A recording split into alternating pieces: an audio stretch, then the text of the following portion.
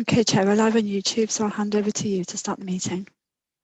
Thank you very much. Good morning and welcome to this meeting of the Poverty Working Panel on Monday, the 20th of March, 2023. I'm the Chair, Councillor Dan Ledger. I would like to welcome anyone watching the meeting via the live stream. This meeting can be viewed live online and will be recorded, so please bear this in mind throughout. Therefore, may I remind colleagues to be careful with their language and that code of conduct applies throughout the meeting. We reserve the right to remove or disconnect any participant disrupting the meeting by whatever means. As this meeting is dependent on an internet connection and a power supply, in the event of a break in the internet connection or a power cut, please bear with us as we try to reconnect. If we're unable to reconnect after 15 minutes, this meeting will be adjourned and reconvened at a later date. Please check the committee page on our website for further details. Could colleagues please ensure your microphone is muted when you're not speaking? This will avoid any disturbances from background noise levels. Could you please keep your points short and do not interrupt when someone else is speaking? Should you wish to make a comment, please raise your electronic hand and wait to be called. All councillors have been sent the agenda for today's meeting. It can be viewed online at www.eastdevon.gov.uk. So we'll now start the meeting by doing a roll call of all committee, all working panel members present. Can you please now unmute your microphone when you hear your name? Please confirm by saying present. So over to you, Sarah, to do a roll call. Thank you. Councillor Allen? Councillor Armstrong? Present. Thank you. Councillor Chapman? Present. Thank you. Councillor Hawkins? Councillor Ledger? Present. Thank you. Councillor Vixen? Present. Thank you. Councillor Woodward? Thank you. And I can confirm that we're quorate, Chair. Thanks for that, Sarah. So the meeting starts with public speaking. I can confirm there are no members wishing to speak today. Agenda item 2 are minutes of the previous meeting held on the 8th of December. Are members happy that we with the minutes presented? I don't see any dissenting, so yeah, they're accepted. Agenda item 3 are apologies. Sarah, have we received apologies? Yes, we have apologies from Councillors Bonetta, Councillor Desaram and Councillor Jarvis. Perfect, thank you very much. Agenda item 4 is declarations of interest. This will again be done via a roll call. So again, over to you, Sarah. Thank you. Councillor Armstrong, please. No, thank you. Thank you. Councillor Chapman? None. Thank you. Councillor Ledger? None, thank you. Thank you. Councillor Vixen? No, thank you. Thank you. I'll pass back to you, Chair. Thank you very much. I'll quickly pass over to Helen Wareham, our Public Health Project Officer, to present the Poverty Strategies Actions Quarterly Update. So over to you, Helen. Welcome to the meeting. Thank you, Chair. I'll just share my screen because I've got a few PowerPoint slides to share. Oh, Sarah, I've got a message saying host disabled, participant screen sharing. I've just made you co-host. You should be able to share your screen now. Apologies. Can everybody see? Yes, we can see that, Yeah, Helen. we can see that. Yeah. Okay, thank you. So thanks. Sorry about slightly slow start there, but thank you everybody for inviting me to come back and tell you about the progress with updating the Poverty Action Plan. So this is specifically progress that we've recorded in the period from October to December. So if to recap where we've got to, back in I think 2020 and 2021, various services came to present to the panel explaining about the activities that their services do. And John Golding pulled the resulting action plan from those presentations. And the action plan, of course, underpins our poverty reduction strategy. So just a quick reminder that we never envisaged that we'd be completing all of it within a year or so, and it was to be delivered over a period of time and depending on resource capacity. So there are 5 overall themes in the strategy, and the action plan follows those. So we are working to help people on low incomes, strengthen families and communities, promote an inclusive economy, address the high cost of housing, and improve health outcomes for people on low incomes. So Teams across the council are working with each other and with partners such as Citizens Advice Bureau to help reduce the effects of poverty.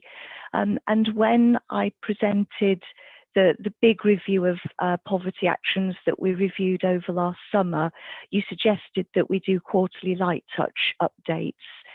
So the progress report that I'm giving you today is covering the period roughly October to December, and it adds to the big review that we did over last summer, which was from June to September. So I'm very well aware that getting spreadsheets by email is not the most exciting thing, and I just wanted to try and explain how the spreadsheet works so that it doesn't perhaps come over as dauntingly as it might do at first glance. So all services were invited to record in the All Services tab, and then each service that is listed specifically individually in the action plan has its own tab. So that, for instance, if you're interested in seeing what the housing team's progress was, you could go straight to that tab, and so on. So, can I move that? So on the spreadsheet itself, what I've done is note the latest progress in the very far right-hand column, column G, latest progress to December 22. So that builds on the progress that we reported over the summer. So I've ringed here in red where you find the latest updates. Then I just thought it'd be really interesting to pick out some examples, really to try and sort of inspire you to have a look at the rather huge spreadsheet. So the activities range, so taking service by service, an example that we've listed under the countryside team working with Leisure East Devon, we've got 157 children using the swim school who have a concessionary card. Looking at environmental health, the environmental protection team have done 11 public health funerals. The private sector housing team worked with landlords sort of in a project with Timbridge and Exeter and Mid Devon, looking at energy efficiency in the private rented sector. I contributed to the Task and Finish group reviewing Devon's smoke-free strategy. I mentioned that because smoking tends to be linked with areas of deprivation. So statistically, obviously not looking at an individual in particular, but statistically there is an association. Then the finance team have done lots of work, and I know you'll be hearing more about that. So just quickly now, their dashboard includes the household support fund data, and the team are using this data to inform discretionary fund spending. And also the finance team completed their review of the use of discretionary funds to ensure the policy is meeting needs. Then moving on to some of our other examples, the growth team and planning team, their actions very much dovetail with each other. They've acquired land in Cranbrook Town Centre. They commissioned a master planning exercise to guide future delivery of key community assets. And they've started work on the supermarket, and discussions are continuing with partners on bringing forward other community spaces and including the Health and Wellbeing Centre. The housing team have set up weekly warm hubs, and I think Yusuf is going to present later this morning. And then Housing's review of the resident engagement strategy has started. Housing's acquisition programme continues with properties being purchased off the open market. And then internally, human resources reward review proposals were agreed, and real living wage was implemented in December 22. So just my reflections, again, to stress that the action plan isn't completed, and that wasn't the expectation, and that we are delivering these actions over a period of time. So what I offered to do was to repeat this monitoring process in probably April or May to collect updates for this current quarter covering the period January to March.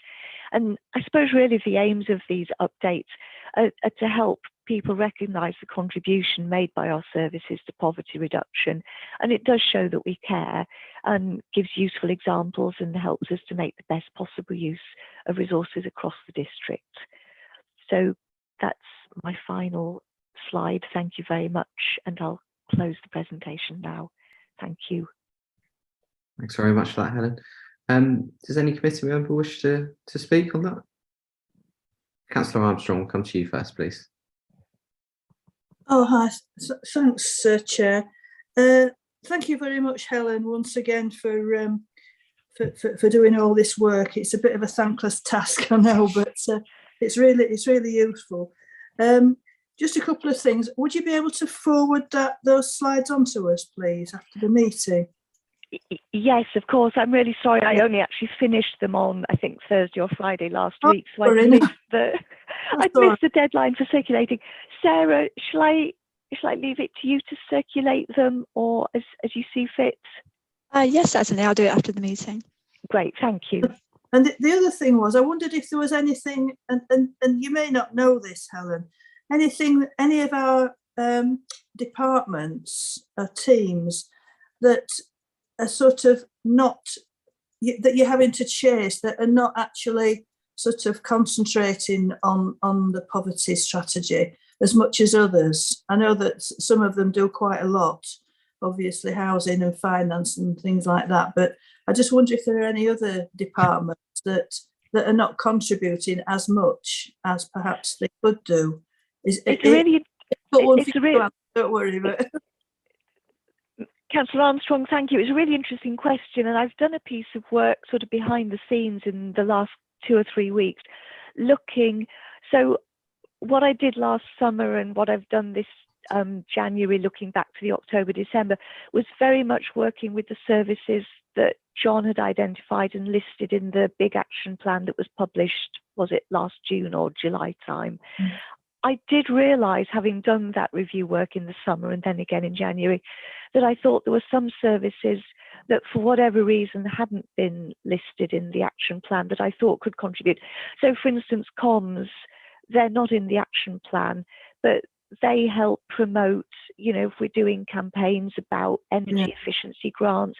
So the work that the engagement officer would be working on would be covered in that as well, the community engagement work. So I think there are examples, and what I've actually done is, I hope I'm not jumping the gun here, but what I've actually done is send a little paper to SMT, and I sort of annotated it, showing where I think examples could be put into the action plan that haven't been. So I think that might be going to SMT this week. Right. Well, what about planning? I think I may have asked about that a couple of meetings ago. I know you mentioned about Cranbrook and the work that's going on in Cranbrook. Is there anything else that's come out of planning that you can think of, or I'm just wondering whether there's anything to chase up on that. You might need to talk among yourselves while I look for the giant spreadsheet, right. which I'm just interested really to know. Whilst Helen's doing that, we'll go to Councillor Rickson and then we'll come back, Megan. Okay, yeah, thank you. Yeah. Councillor Rickson, we'll go to you, please. Thank you, Chair. Well, first of all, I'd like to welcome Yusuf. This is the first time I've seen you. Welcome. Hi. With regard to Helen's spreadsheet, I think this is really helpful. And in fact, there is a section there on planning which highlights what actions are being taken. And I think this is a very good piece of work because it does give us an aide-memoire to find out exactly what is happening. So thank you very much for doing this. Thank you. I have actually opened the spreadsheet now, Councillor Ledger. Do we want to quickly run through the planning, or yeah, of course. Is that okay? So, so work has started on the ground in building the consented supermarket. That's Cranbrook. A final draft of the economic needs assessment has been completed and is due to be reported to the Strategic Planning Committee in February. I don't think that's specifically a Cranbrook one. And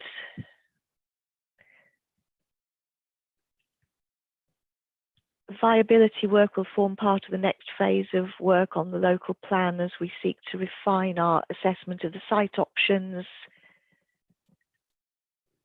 Again, I don't think that's specifically Cranbrook as far as I can see.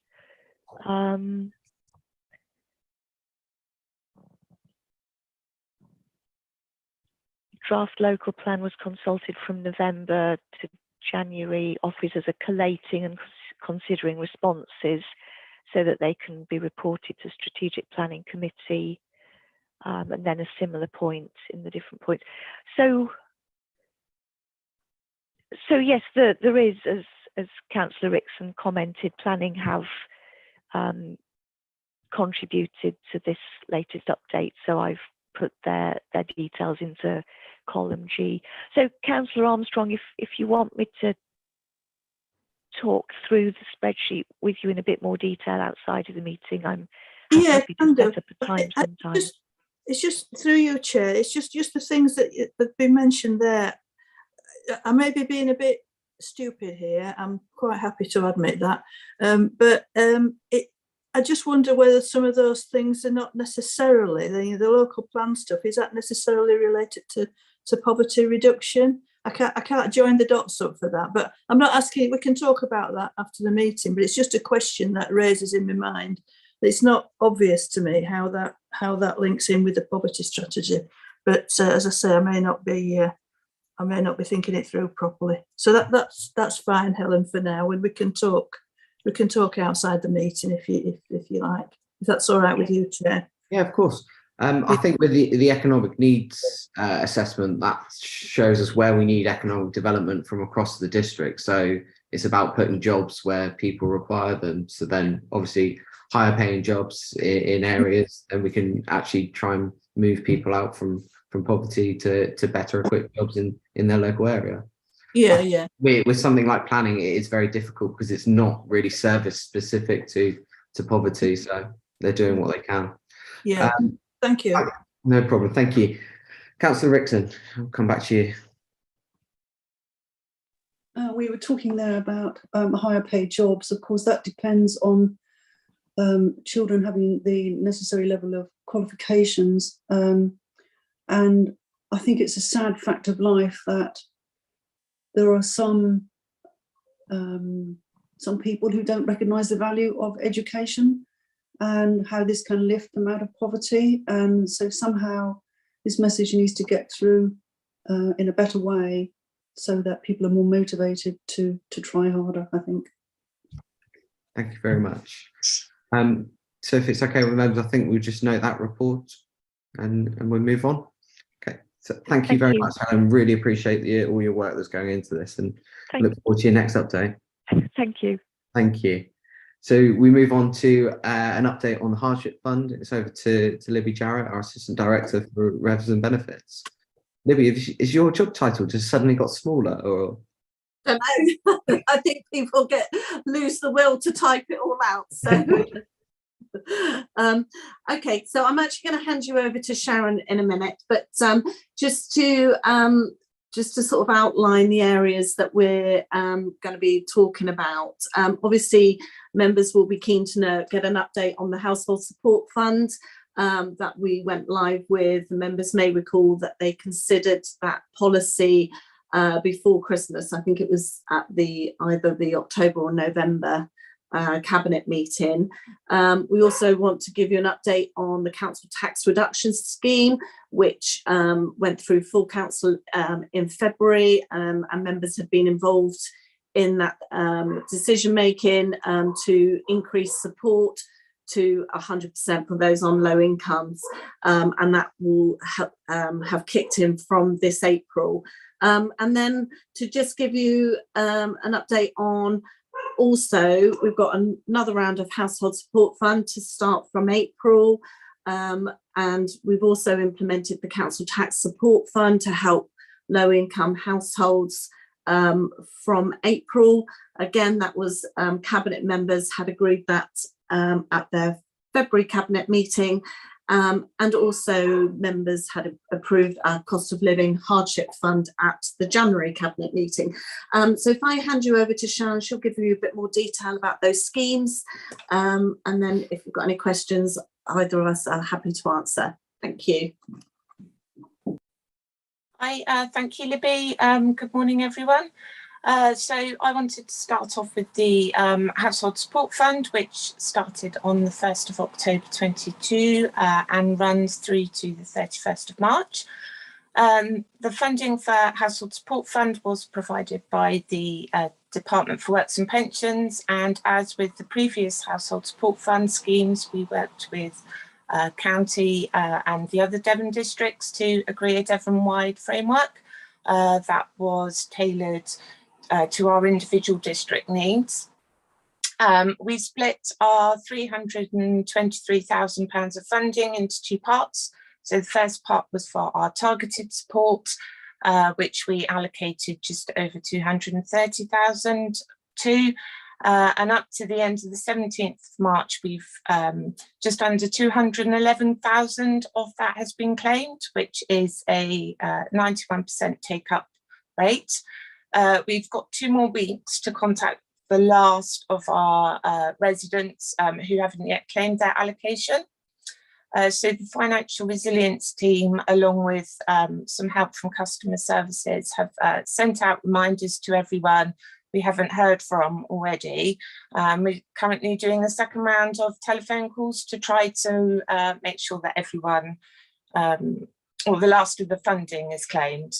So the team have also been helping those residents who struggle with online services to complete their short form.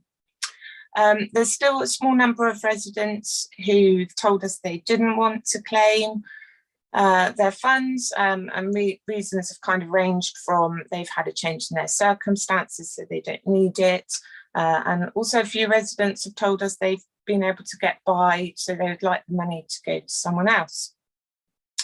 The second part of our scheme was open application, so we could ensure that residents who weren't given a targeted award could still claim financial support if they needed it. And we allocated about 92,000 to that part of the scheme. And as at the end of the 17th of March, we've got 13,830 left. So we're on track to spend that full allocation. But we're also looking at one further social media post, hopefully this week, to ensure that residents know the funding is still available. As with our previous schemes, most people are asking for help with food and energy costs, and we've seen some really high energy bills this winter as expected, but we have been able to help residents with those. So due to the amount of residents who have been struggling financially, we did review our council tax reduction scheme, as Libby mentioned, for our working age residents at the end of last year. And we made changes to the scheme to take effect from the 1st of April. The main 2 changes of that were to raise the amount of support that residents could receive if they fall into income band 1 from 85 to 100%. And we also amended the income bandwidths to allow for couples, as previously they were aligned to single persons' applicable amounts. So those amounts were applied to the claims from during our end of year process at the end of February, and that's resulted in 2,301 households no longer needing to pay any council tax from April. And the changes to the income bandwidths has resulted in 264 households moving to income band 1, again meaning they don't have any council tax to pay. And the biggest group to have benefited from that change were households where there are children present. So we'll continue to monitor and review that scheme to make sure that it's still supporting our residents on low incomes in the right way. Then alongside the council tax reduction scheme changes, we've also had the new council tax support fund. That fund was announced in the 2 autumn statement, and was to help households with the cost of living and rises in the council tax bills from April. The government have set the criteria for that funding in that we had to ensure that households who were in receipt of CTR received up to £25 off their bills, as long as they still had something left to pay. But as we made the changes to our council tax reduction scheme, a lot of the households didn't have anything left to pay on their account, so we were able to raise that amount from £25 up to £55. And again, all of those amounts have already been applied to accounts during our end of year processes and are now showing on the bills for next year. So we still have a small budget of around 20,000 left, which we're going to use to ensure that anyone who comes into council tax reduction entitlement during the next financial year is also going to benefit from that funding. So going forward for the next 12 months, we have got a new household support fund scheme. A paper has been prepared for Cabinet on the 29th of March to give a further update about our proposed policy.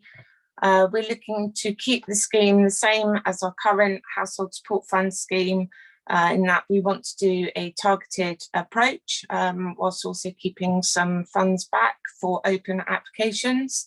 And we feel that approach really works really well, as we can then get money out to those we know are struggling financially, while also keeping some of the funds back for those we aren't able to identify for that targeted support. So the fund this year is being made available for the whole of the financial year. And our instructions from the DWP is that the funding needs to last for the whole of those 12 months. So again, we've worked with county and the other Devon districts and have all agreed to keep the Devon-wide framework the same, but to ensure that the funding lasts throughout the whole 12 months. We want to make sure that it's split, because there's also a higher need in the autumn and winter months. So the first part is going to go from April to September, and will be 45% of the funds, and our allocation for that works out as approximately 290,000. The second half of the year will be from the 1st of October to the end of March 24, and will be for 55%, and that works out at around 355,000. So in addition to that, we're also going to receive 15% administrative costs, which will help towards the ongoing costs of our financial resilience officers.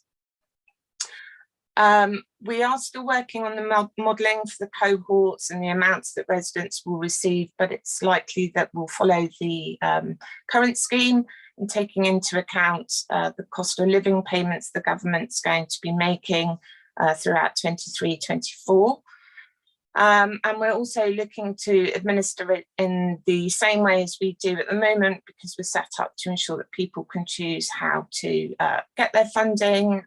At the moment, we pay by either BACS or post office vouchers, which works quite well for residents.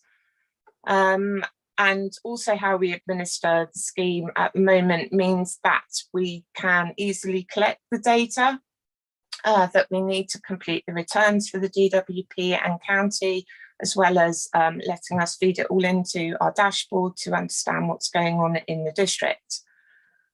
Finally, we've got our own cost of living hardship funds, of course, available, and we've also been given a further 63,000 worth of funding by county in the form of an economic vulnerability fund.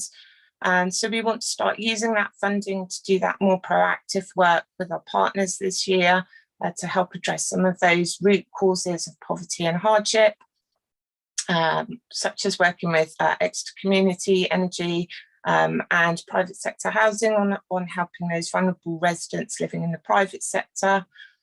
And so we're hoping to set up an initial meeting to discuss how we can move that forward, hopefully in April after we've launched the new Household Support Fund. So I think that about covers everything. Thank you. Thanks very much for that, Sharon. Thanks, Libby. I think it just shows the kind of how vast it is, the actual the help that we're trying to deliver as an authority, and just thank you so much for running the schemes, putting them together. Are there any comments or questions from the committee? Councillor Armstrong, over to you. Sorry, it's me again, Chair. I'm just wondering, it's a bit of a silly question in a way, really. I just wonder whether Sharon is, from the sort of indications you're getting from the government for these various funds, do you feel that on past history, recent history, that's, I know it's probably never going to be enough, but do you think that's sort of going to satisfy the needs that you have at the moment from the public? And the other question I want to ask, and I don't know whether it's for you or for Libby, is about any work that's being done with particularly with the food banks and so on, regarding root causes. I know that's something that we thought about quite a while ago, and I just wonder if that's being progressed, and how. Thank you, Chair. Thank you very much. Sharon, Libby, which one of you wish to jump in? Yeah, I can answer that. So the needs, we think that there's probably enough money there at the moment with who we can identify. We've had our allocation for this last fund. Other authorities have run out already, but we've managed to make it last for the whole term of the fund. And we are helping people, especially if they're struggling. You know, we are helping with quite large energy bills in some instances, and that might be because of all that extra work we do working with our partners, so making sure they get that follow up work, like budgeting or debt advice. So it's kind of all tied in together, and I think maybe where we've tried to move away from that sticky plaster approach a bit, we're not seeing some of those people come back again and again. Yeah. So in a way, yeah, there probably will never be enough money to help everybody completely, but with what we've got, we're managing to make it last, and that's alongside with our other discretionary funding like DHP, exceptional hardship for council tax. In terms of the food banks, we've just recently, we're going again, I think this week or next week, sorry, I can't remember the exact date, but we've agreed to actually have a financial resilience officer in Exmouth Food Bank, and we started off every other Tuesday. Last week was the first one. That created quite a big demand. The officer that was down there picked up about 10 residents that we wouldn't, some of them we knew about, others we had never come across before. So that's been really effective. And the Exmouth Food Bank really want that to continue as well. So we want to do more of that. The officers go to different locations. I think the Beehive is one as well that they'll spend some time in. We do have to be a little bit careful because we obviously need them in the office doing the work as well. So it is quite a big resource. And the more places we go to, the more people invite us as well. So we do have to be a bit careful about balancing that as well. But yeah, we want to get out there. Those partners are seeing people that we can really help. Thank you. Chair, is there any chance for anybody to answer this of getting any other funding from anywhere so that you've got an extra 1 or 2 resilience officers that we can send out? Because it's really important piece of work, that, isn't it? And it would be nice to think that you're not having to pinch from Peter to pay Paul. You know, you need them in the office, but you also need them out there as well, meeting people. So I just wonder generally whether there be any leeway in being able to appoint any extra officers. I'm not sure whether anybody can answer that really, but it's just something to think about for the future, I think. Thank you. I think that's a question for Libby and how she organises her team. But yeah. I don't think Libby will ever turn down extra officers. But it comes down to budgets, doesn't it? So Libby, do you have anything further you wish to say? Just to add, I think what would be really useful with the work that with having one of our financial resilience officers down at Exmouth Food Bank is to do some analysis on some of the themes that are emerging from that to really assess the value of it. I'm absolutely convinced it will be a valuable piece of work, but just to then look about how that could be scaled up and whether there's also the other food banks would be interested in that sort of support to understand how we could better work with them. And it's always been as part of the work we're doing around financial resilience and addressing root causes about the need to work closer with the food banks, because of course, you know, we do want to address root causes, and you know, the sticky plasters are absolutely critical to help people with emergency crisis, but we don't want people to remain in repeated financial crisis. So I think what would be good is for us to look over the next few months and see what sort of the value of that work is, and then for me to consider how creative we can be with our budgets and with Simon, and see if there's an opportunity to put a proposal forward to potentially increase our capacity. But you know, not many authorities have the resilience officers that we have within this organisation, and I know that there's some of our other Devon partners are looking to mirror what we're doing, and can see the value of that work. So I'll happily come back to you at a later point on that. Thank you. Thanks very much. Thank you, Libby. That's great. Thank you. Thanks, Chair. Thank you. Councillor Chapman, I see you've got a green tick up. I don't know if you wanted to come in or... Oh, yes, I did, please. If Libby could give me any information. I'm a bit concerned hearing tom-tom drums in Exmouth. Private landlords that have mortgages on properties to rent are thinking of evicting their tenants and going into the tourist market, like they have in some places around Cornwall, North Devon, which obviously going into spring is when they'll be looking at it. Has Libby or Sharon heard anything about this, that this is what some of the private landlords are thinking of doing? Because if it is, it would be a great concern. I think that's a question for our environmental health, well, the environmental health service. So not particularly Libby's service. It's something that I could obviously ask them, get them to get you an answer over, Maddie. Yeah, okay. Yeah, that'd be great. Yeah, I didn't know if Libby had heard anything, you know, dealing, you know, from the public.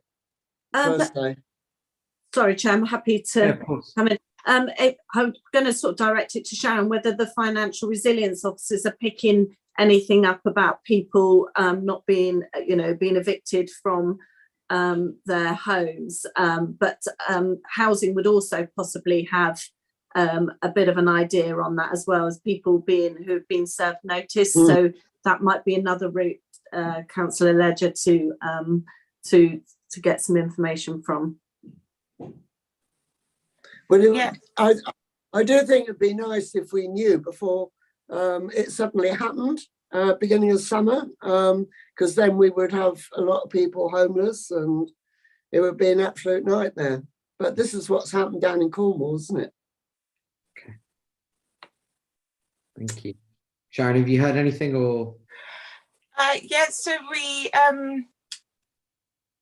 renting on the private sector is there's not a lot of properties about there that are affordable, and it comes down to the local housing allowance rates as well. So the rents have skyrocketed.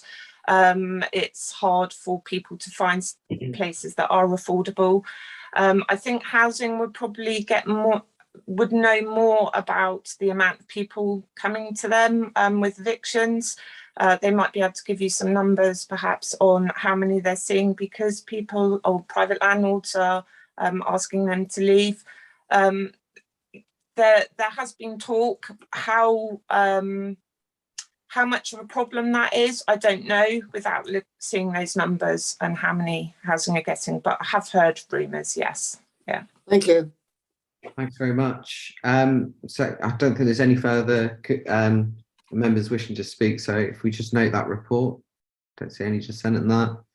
And we move on to agenda item 7, which again, it's over to you, Libby. So it's alternative fuel payments and the alternative fund. Cannot speak this morning, apologies. Thank you, Chair. So yes, we've been asked, or government have launched 2 new schemes. The Energy Bill Support Scheme Alternative Fund is the official title, and the Alternative Fuel Payments. These are part of the winter package of support, and they were supposed to be live in early January, and they've actually only gone live on the government UK website.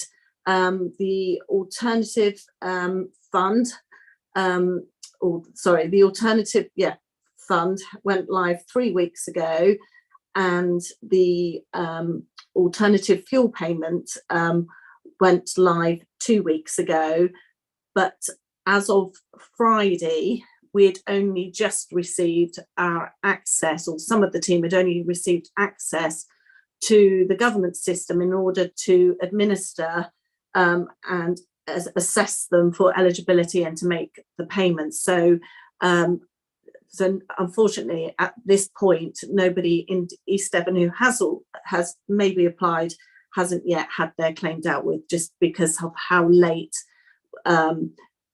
And it's fair to say there's been a number of teething issues on behalf of the government in getting this scheme live. So just starting with the alternative fund, the EBSS Alternative Fund.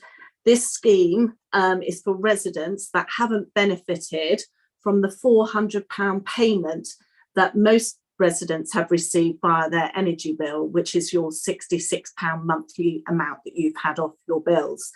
The government have provided us funding of circa 971,000 in order to provide, and that reflects 80% of the government's estimate of eligible households in East Devon.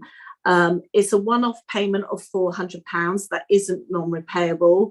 And based on the government funding, that could mean that we could be receiving around 2,400 claims for this payment.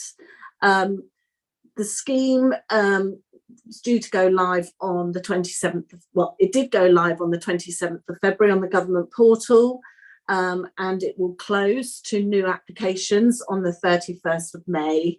And we will be required to have made any payments by the 30th of June, and then and to complete reconciliations back to the government by the end of July. Eligibility for the alternative fund is for people who are where they're living in a property where they do not have a relationship with a domestic energy provider. So this could be people in park homes, those in housing associations or social landlords where their energy is being supplied by a landlord who's on a commercial meter. It's also for those residents in care homes, nursing homes, and people in houseboats, residential moorings, and off-grid properties, and sort of traveller households on authorised sites. They're likely to be the types of people that will be eligible under this scheme. So as of Friday, we'd had 120 applications on the government portal. So the team will be busy this week in going through those to determine eligibility. And it is on the government UK website. So you go through the government portal. Our area of responsibility is to determine eligibility, to establish it is their sole or main residence, and to validate that they haven't received the payment, or they haven't been eligible under one of the other schemes, under the main national scheme. And I think that was it.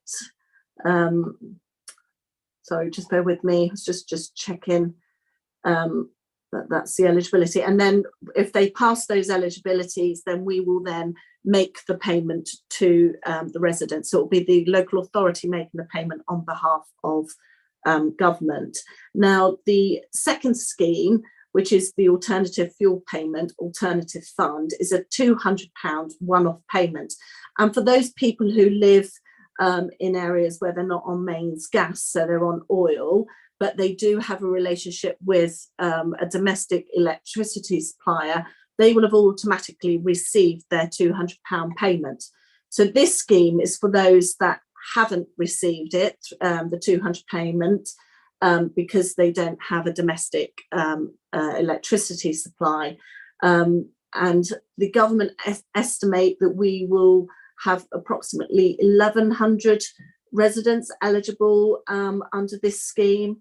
And this is people who will have oil, tank or bottled gas, and there'll be, again, they could be park homes, so they don't have so they're not on mains electricity, so they could also have this £200 payment as well.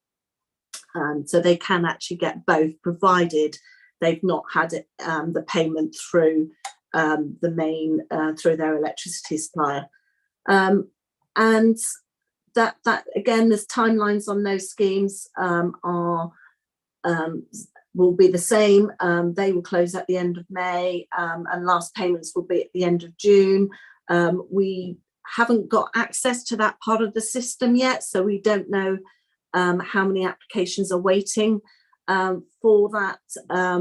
But hopefully now that is being sorted, we should be able to hopefully move at pace on these schemes so that our residents in East Devon aren't going to be disadvantaged just because we were late onto the system.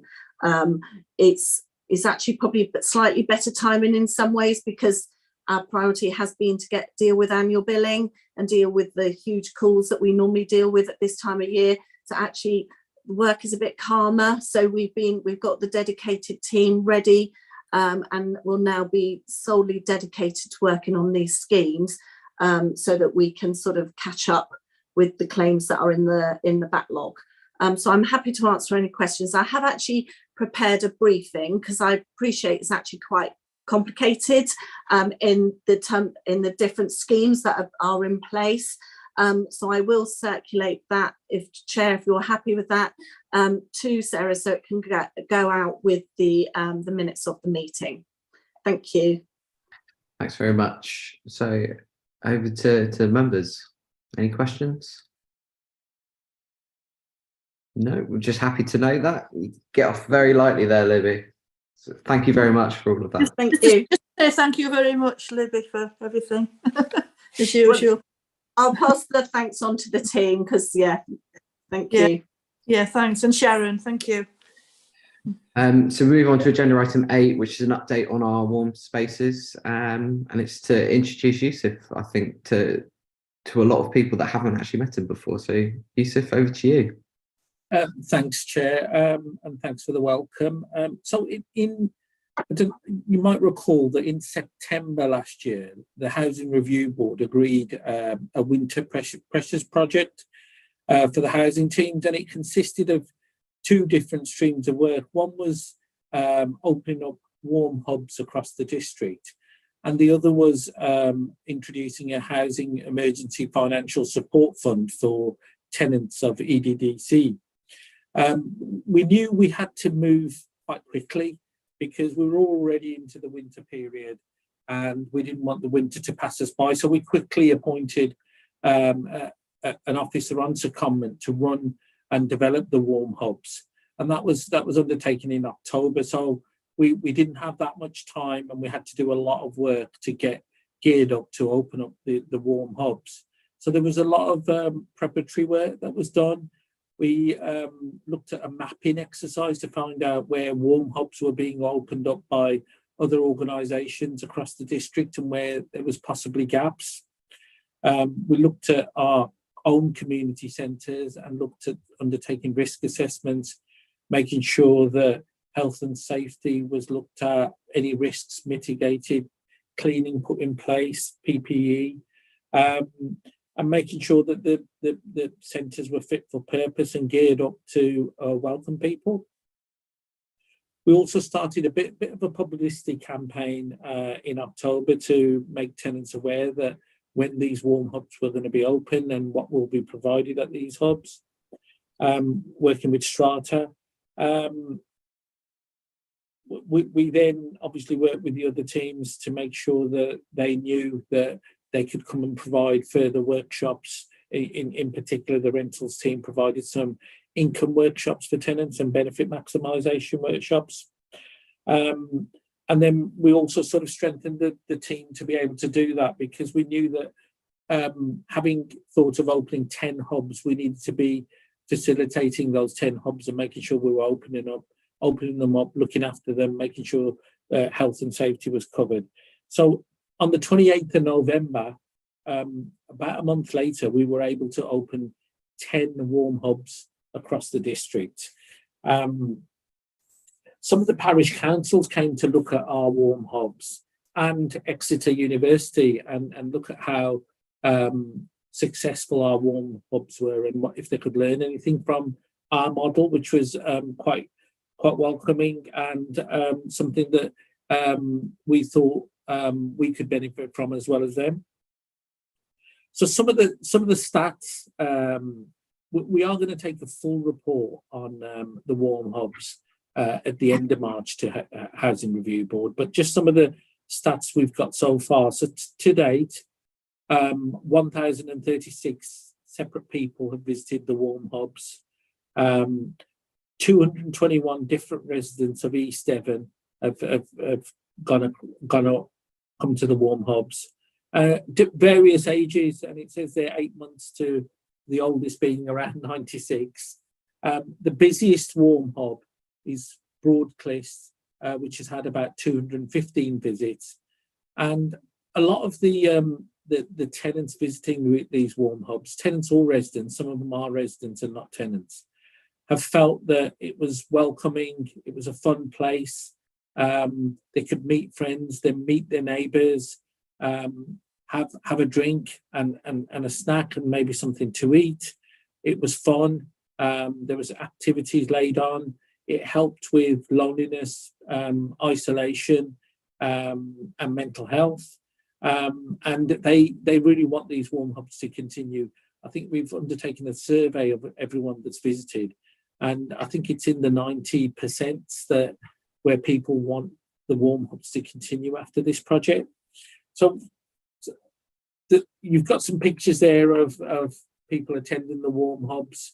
There was 730 hot meals that have been issued to people visiting, 200 free blankets and 500 hats, and we've undertaken a number of surgeries. Some of them around home energy advice.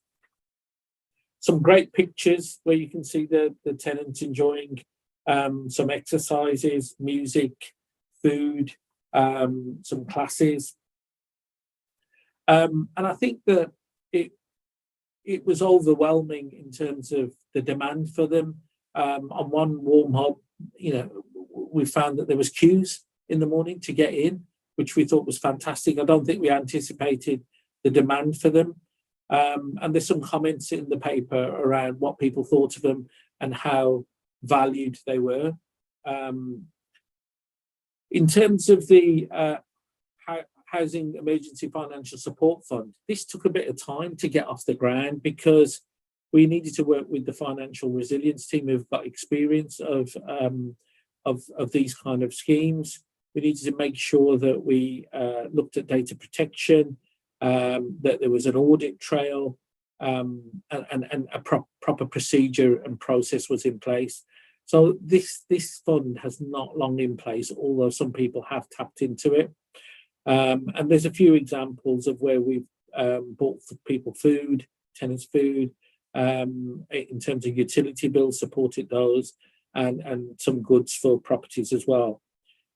The Warm Hubs project does come to an end in about 2 weeks' time. However, as I stated earlier, the demand has been that great, and the tenants really do want it to continue. It's almost it almost needs to continue. And what we're going to do is remodel the Warm Hubs into community hubs over the next few weeks. So we'll keep them open. We'll carry on with all the activities, but they won't be called Warm Hubs. They'll be more of a meeting space for communities where we can support them, offer workshops, where they can socialise, meet other tenants, have help with their benefits, receive support from various services that will carry on undertaking workshops at the community hubs, and we'll provide similar activities to what we're undertaking at the moment. I don't think that we understood at the time how popular they would be and how much of a demand they would have, and I think it's almost filled a gap after COVID when people were staying within their properties. They've now come out of these Warm Hubs and they welcome that, where they're starting to get out, meet people, you know, and sort of socialise again. And there's a lot of value in that in terms of their own development, personal well-being, mental health, tackling isolation, and the support we can provide. Happy to take any questions. Perfect. Thank you very much for that, Yusuf. Can I just start with a thank you to you and the team? I think this is a whole new stream of work that you've just had to pretty much take on and run with. It's just been, from all accounts, a huge success. So thank you. So we'll start with Councillor Rickson, please. Well, I would like to echo that. I think this has been a fantastic project, and obviously it's filled a gap which we didn't know was there, kind of. It's also, I think, helping people with their mental health, because loneliness is a terrible thing. And I imagine that this is helping to form new friendships, which could be long-term as well. And so all in all, I think this is just fantastic, and I'm really pleased it's going to continue. Thanks very much. Councillor Armstrong, over to you.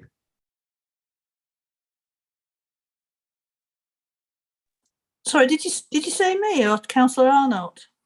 Councillor Armstrong, yeah. Oh, sorry, right. I didn't catch the end of it. Thanks very much, Yusuf. We did speak when you first started a long time ago, when I was still portfolio holder, so it's nice to talk to you again.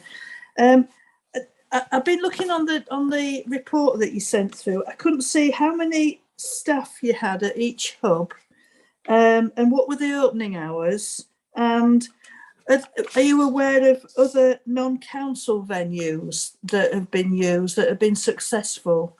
So if you're able to answer those questions, please. Thank you. Thanks, Councillor Armstrong. So we've got a number of staff who've obviously had to split themselves across these hubs. The hubs are open 1 or 2 days a week. I couldn't give you the exact timescales, I haven't got them in front of me, but they're open 1 or 2 days a week based on demand. We're not aware of, we haven't really looked into how successful the other hubs have been, but the parish councils have certainly come and looked at what we're doing and why ours are so successful. And I think Exeter University were very complimentary, and they're going to include us in some of their publications because they were quite impressed with what we're doing. I don't think we could have anticipated the gap that this has filled in terms of tenants' lives, which I just didn't think we realised, and it's morphed into almost something else, a community hub, the community getting back together and coming out of their homes and socialising again. It has almost revealed another need. Mm, mm, mm. So, sorry. How many staff would you have on at each session? Roughly, would you say? It's just one member of staff, because we've only got about 4 or 5 community development workers, but you know, quite a lot more hubs open. So it's just one member of staff. I think going forward, we have got a number of volunteers who are going to be trained up to help and support the hubs, which will be a fantastic resource. So we've got volunteers, tenants who've come forward at each of the hubs who are willing to help out. Good. Thank you very much for that. Thank you. Well done anyway. Thank you. Thanks, Chair. Thank you. So we'll bring in Councillor Faithful next, please. Thank you, Chair. Following on from those comments, there was one in Yonder Close in Altry. Was anything social events taking place before that? Because we've had the building there for I don't know how long, but I wasn't aware that there was much happening as a social event in there. Could you comment? Was there any social events going on before we had the warm drop-ins?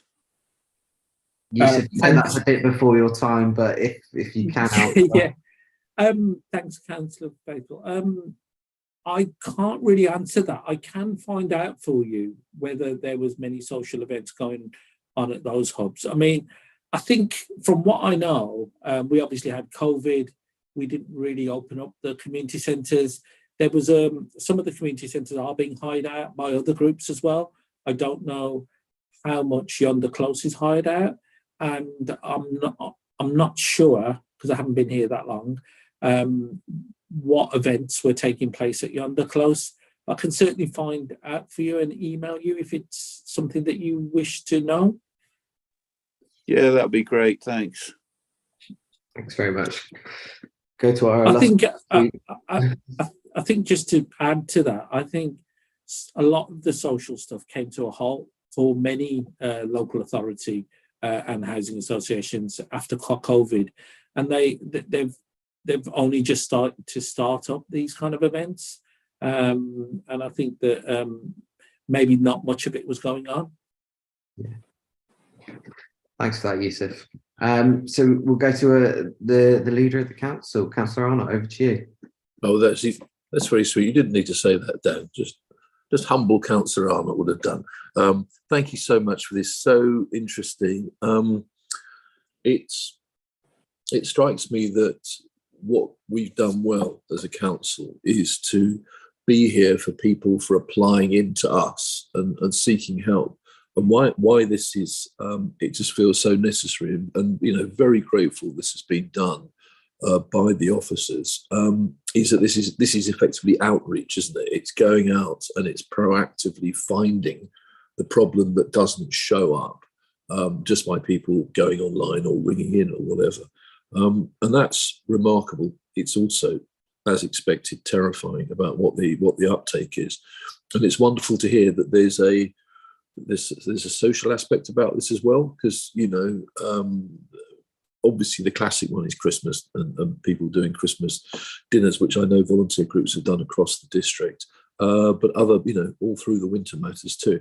So the question coming out of it really is, I mean, Yusuf, but also I suppose for Libby as well, if she can, is, you know, where do we see this work being, say, this time next year, in terms of, are we likely to be able to find the funding stream, or is it simply that we just don't know? Thanks, Chair.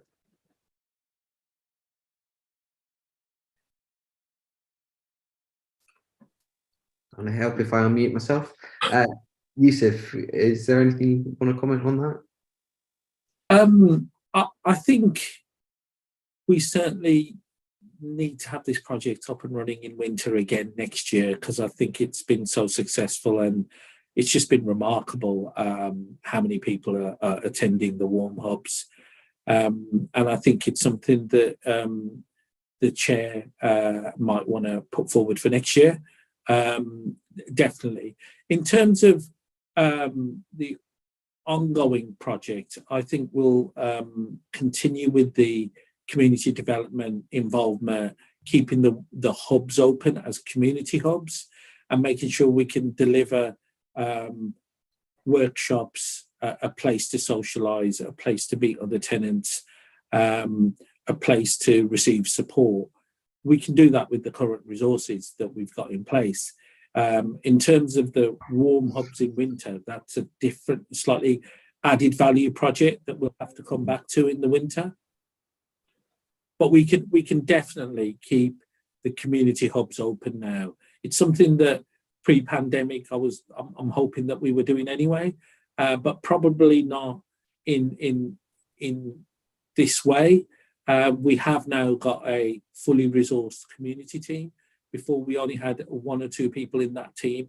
We've now filled the vacancies, so we can facilitate the opening of the community centres and carry out consultation, involvement, empowerment activities, support activities at these hubs, and facilitate other organisations coming into those hubs as well to help our tenants. Thanks very much for that, Yusuf. Libby, do you have anything you wish to add? I was just going to offer whether I'm happy to take an action away to reach out to all the warm hubs that operated by other voluntary sector groups to get a sense of how it went for them, and whether they would consider doing it again this winter, so we can sort of take stock of that and any learning that they've had from that, and so we could then consider our plans for this winter with sort of plenty of lead up time, so that if there is a need to do more sort of coordinated work between those that Yusuf is managing in terms of for the housing tenants primarily, and for the wider district, that we could maybe look at how we could best coordinate something for next winter, if there is, and if that's something that members would wish. Fantastic. I think Councillor Rixon's got a hand up to propose that. You're absolutely right, because I think this is going to be essential next winter too. Gas prices may fall in the summer due to lower demand, but we can well anticipate that the price will hike again in the winter, and they're not going to come down to affordable levels anytime soon for a lot of people who are struggling at the moment. So we really, really need to do something like that. Okay. Thanks very much. Does that have a seconder?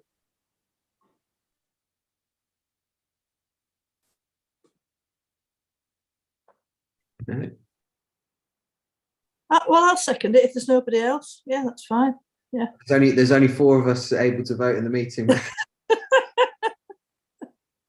With no one else left to speak, can I take that to a vote, so that all those in favour, green ticks, red crosses?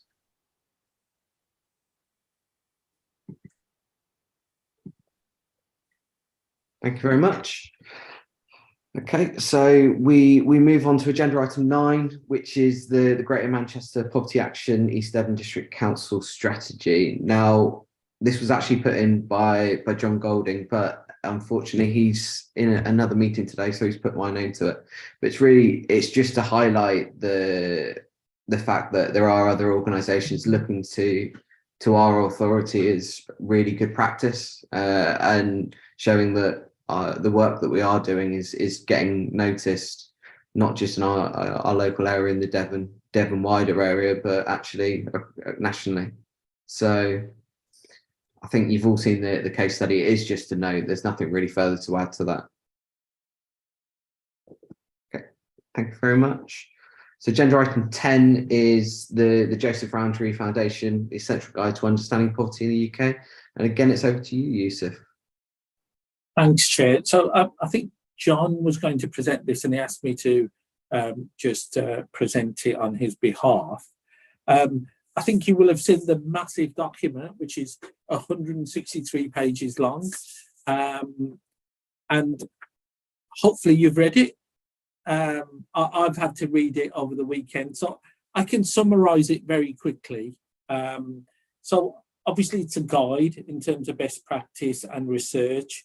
It sort of focuses on the poverty rates, the COVID-19 pandemic, the high inflation rates, the increasing prices of energy, food and other essentials, and how this has hit poorer households hardest.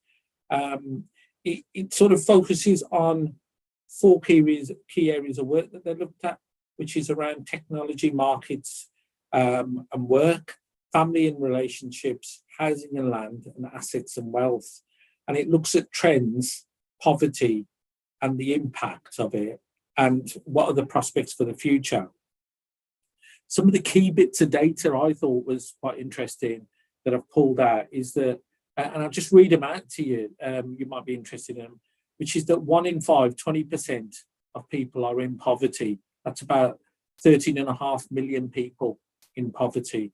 And 46% of families in receipt of universal credit are in poverty.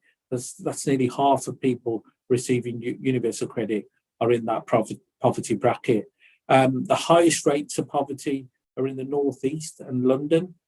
The other points they make is that with inflation being at its highest rate for 40 years, and benefits only going up by a very small amount, wages are not keeping up with inflation. We've got high interest rates and higher mortgage payments, which are impacting people.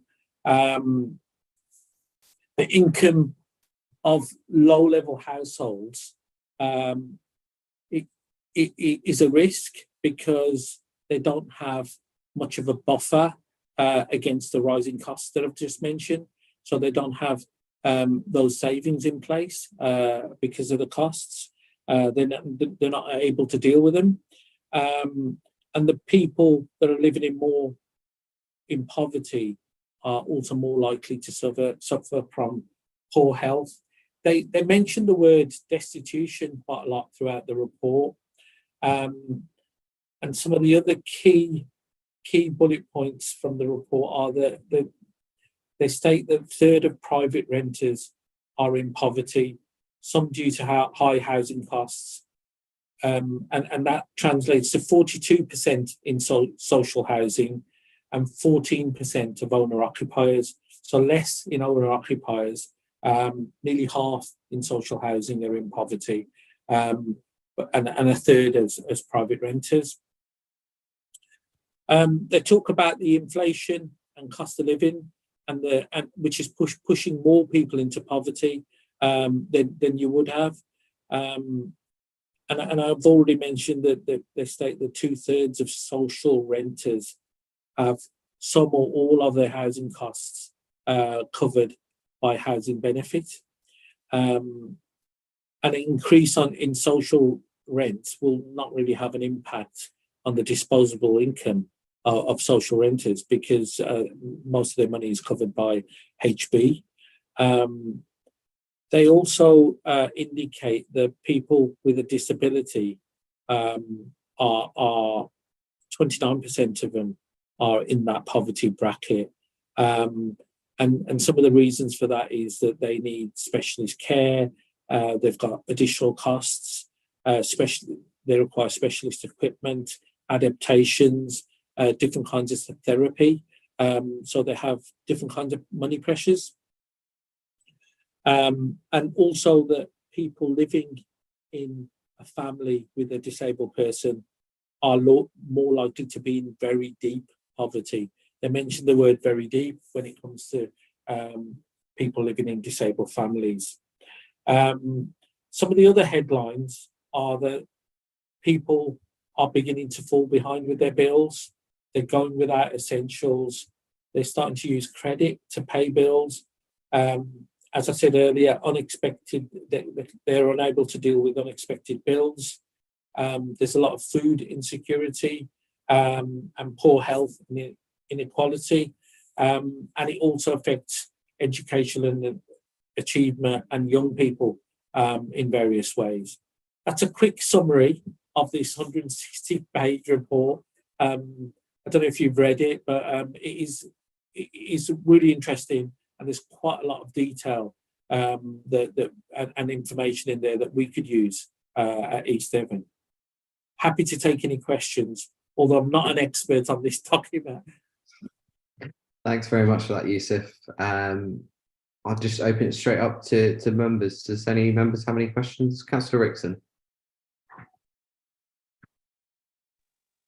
Well, this isn't a question, it's more a sort of reflection on what a dire situation this country is in. I mean, we're one of the wealthiest countries allegedly in the world. What a situation we are in. It is terrible that so many people are struggling. I think, unfortunately, there are people in government who just have no concept of how normal people live, I'm afraid. This might sound political, but it's not meant to be. It's just a fact that if you're wealthy and you've been to privileged schools and gone into privileged employment, you have no idea, absolutely none, of how people are struggling to survive. And I just don't see how we can. I'm sorry, I'm really getting upset.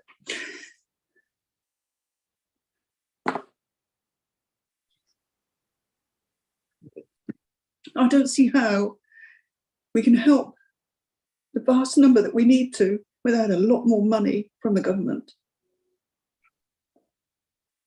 And where it's going to come from, I don't know, because the economy is in the deep brown doo-doo. So there you go. Thanks very much, Councillor Rickson. Any further comments from anyone? No, if that's the case, I just want to. Sorry, Chair. Yeah, it's just good that we've got Joseph. The Joseph Rowntree Foundation is such a good organisation, isn't it? And it really investigates the underlying causes and what needs to be done. Whether it ever will be done or not, well, we can do our best, can't we? That's all we can do. But there is a brilliant organisation, and I'm really glad that I haven't read it all through. I must say I haven't had a chance to do that yet, but I will do. And thank you, Yusuf, and for bringing it forward for us. Thank you, Chair. Thanks very much. Sharon, you wish to come in?